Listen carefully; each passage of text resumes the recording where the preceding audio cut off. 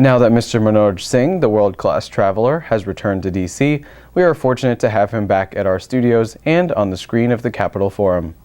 Mr. Singh is the founder and CEO of Caesar Productions. He is the chief host of Chit Chat with Manoj. Mr. Singh is a household name and captures the heart and soul of his viewers. Let's see him do the same this week. Welcome to Chit Chat with Manoj. I am Manoj Singh. Hello, Adab, Namaste. Today I'm very excited and I've been wanting Arvind to come on my show for a long time. We have been exchanging emails and finally I got him. You all know I have passion for arts. I'm into theater, films, music. And Arvind Manocha is the CEO of Wolftrap National Park for Performing Arts. He's the first Indo-American to lead this prestigious organization.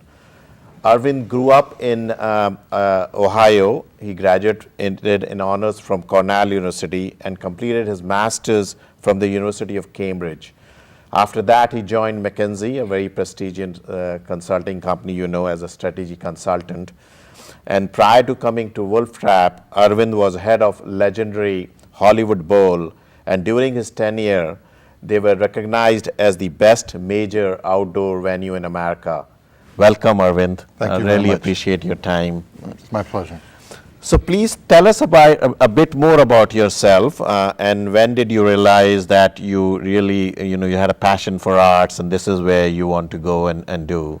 You know, I grew up very much in love and passionate about music and literature and theater and drama and everything related to the arts, mainly music. And I think like a lot of kids, particularly South Asian American kids, my interest and love of music I didn't think of as a potential career.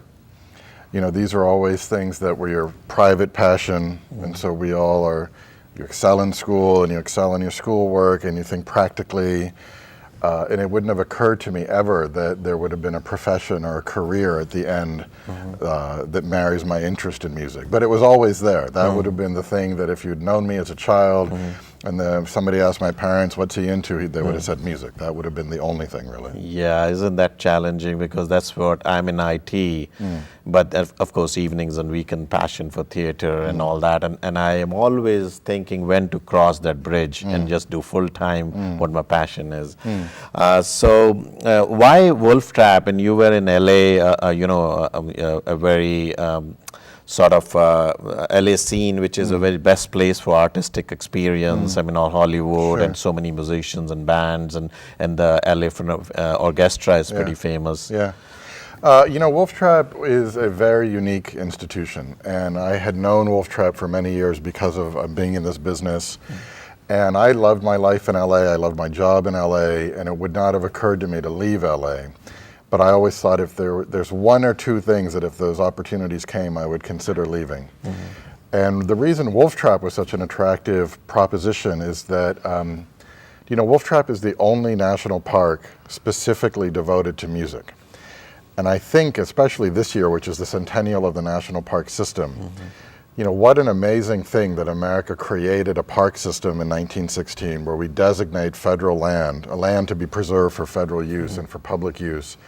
And not only is that an amazing concept, and I think emulated throughout the world, the fact that Congress designated land here in DC to be specifically used to celebrate music and culture, I find that very noble and very inspiring.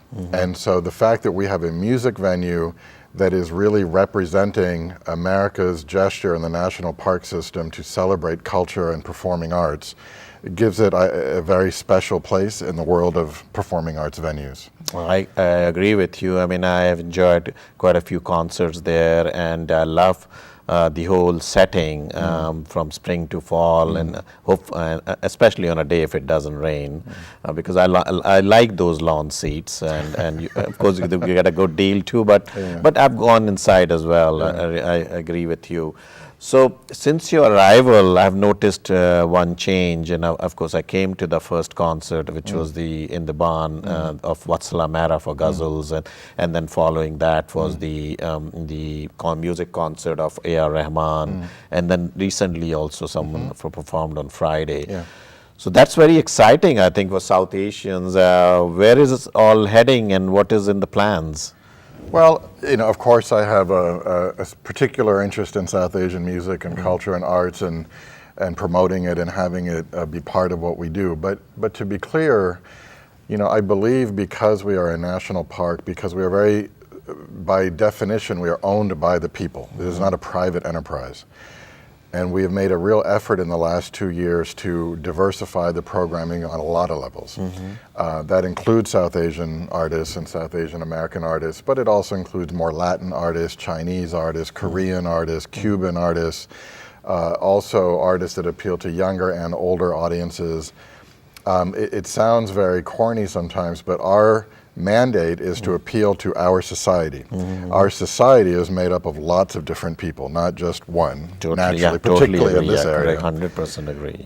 So the South Asian aspect is part of a broader focus on being more international and more representative of the population in this area. Everybody lives here. People from everywhere around the country, around the world move to this area. Yes. I'd like to see Wolftrap's definition of American performing arts be more in tune with our more contemporary definition of American, which means lots of things. Correct.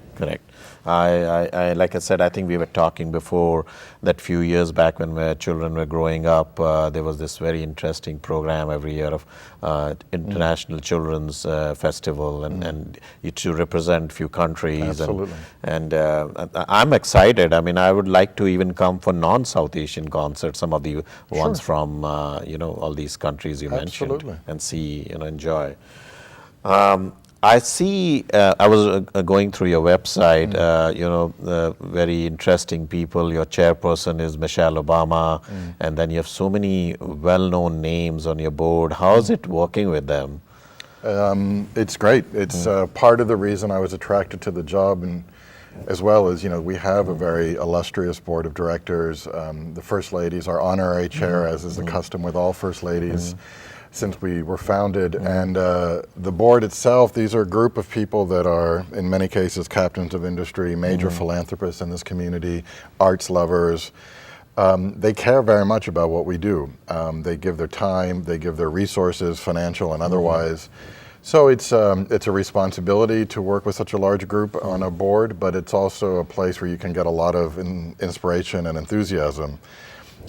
Because if people are giving significant money and time because they care about the arts and arts education, generally that means you have a pretty fruitful relationship and discussion. These are all people on the same team, so to speak. Yeah, correct. I mean, in this field, I guess it's networking, a lot of connections, introductions, and definitely all these people have those networks, and they can introduce you and bring in new ideas and all that. Absolutely. What is your criteria for selecting performances? I mean, of course, normally you see big names. Can a newcomer also perform there? Sure. And what is the criteria? It's a little bit of an alchemy. It's not so much science as it is a mixture of science and art. With the Feline Center at the National Park in the summertime, it's a big theater, right? It's 7,000 seats. So, of course, for the headliners or the people that are going to drive a lot of ticket buying and interest, you need a artist of a certain caliber and stature who have a history and have a big fan base. So that's probably the first cut. But then beyond that, you want, as I said, you want a diverse group. You have 75 concerts. You like to have a lot of different kinds of art forms and cultures represented. You want to have a certain number of new artists every year, and we've done a lot over the last 2 years to really raise the number of how many people are making their debut. As a point of fact, last year we had 71 concerts and 40 debut artists. So, there was a lot of new blood coming through. So I'm interested in always giving the audiences some new faces. But then in terms of the up-and-coming artists, the great thing about particularly pop music and rock music is that you often have an opening group or maybe two opening groups, and that's a time where you can pair a much more well-known headliner with some new faces coming up and then give them an opportunity to be in front of a lot of people and develop their career a little bit. So I definitely see a change, and that's really nice, to giving them a break, and it's a nice way to do that, the whole approach you talked about. Now, most of us know Wolftrap from performances because we are part of the audience and you are behind the scenes. I know I was going through the website, and Wolftrap does many other, I mean, you help in so many other fields and education and all. So let's talk about the whole program of Wolftrap you manage. Well, thank you for asking, because as much as the Feline Center in the summer is the public face, and almost 500,000 people come through there every year, the Wolftrap education programs are very extensive. And Wolftrap many years ago, over 3 decades ago, in a very pioneering way, decided to focus arts education in the early childhood arena, so 0 to 5. When the children, their brain are developing, the synapses are being created, so much neurological development happens at the very earliest time in life. And we find that using music and dance is a very important and high impact way to stimulate a child's brain development. So we do early childhood education not only here in the district and in Virginia and in Maryland, but across the country. And we have 16 replicant Wolftrap programs all around the U.S. These are almost like a franchise model to make a crude analogy, but these are communities that have year-round programs. There's a Wolftrap Nevada, a Wolftrap Detroit, Wolftrap in Florida, Wolftrap in Nashville, Tennessee, where they take the methods that we've developed and use them in their communities. And what we find is that, particularly as we work mostly in underserved communities and places where children are not given the same opportunity, are at risk of being left behind before they get into first grade, that our programs, which have been studied extensively, been studied by the Department of Education, result in children doing much better on testing, being much more prepared for first grade, more confident, and we feel we're helping them get even out the playing field a little bit. That's a very good, noble cause, and I can see now, so if you go to Wolftrap and those tickets you buy, it's going to a very good use. I mean, really good programming. And use. I really appreciate the efforts you guys make and do. Like I was talking to you earlier, this is the best country in the world. I mean, even when I talk about taxes, you don't mind giving taxes or money to an organization like Wolftrap, where it's going for a very good use. Now, this is your introduction to South Asians. Do you have a message? Would you like to talk about Wolftrap? Here's the camera, and please go ahead and do so. My message to the South Asian community is come.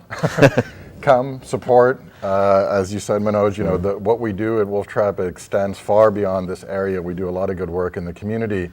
I'd like people to know that if they have a choice to go to a concert at Jiffy Lube or Verizon or Wolftrap, all which are great venues, when you're buying tickets at Wolftrap or becoming a philanthropic supporter, you're helping a much larger social program, which I think is something that all people, including all South Asian people, are very aware of and should be increasingly aware of. Good. So please do go to Wolftrap, enjoy all their programming, and thank you very much, Arvind, for coming on the show. I really appreciate it. Thank you very much. Thank you very much. Goodbye, all the best, and like I always say, life is short, have fun, and have no regrets.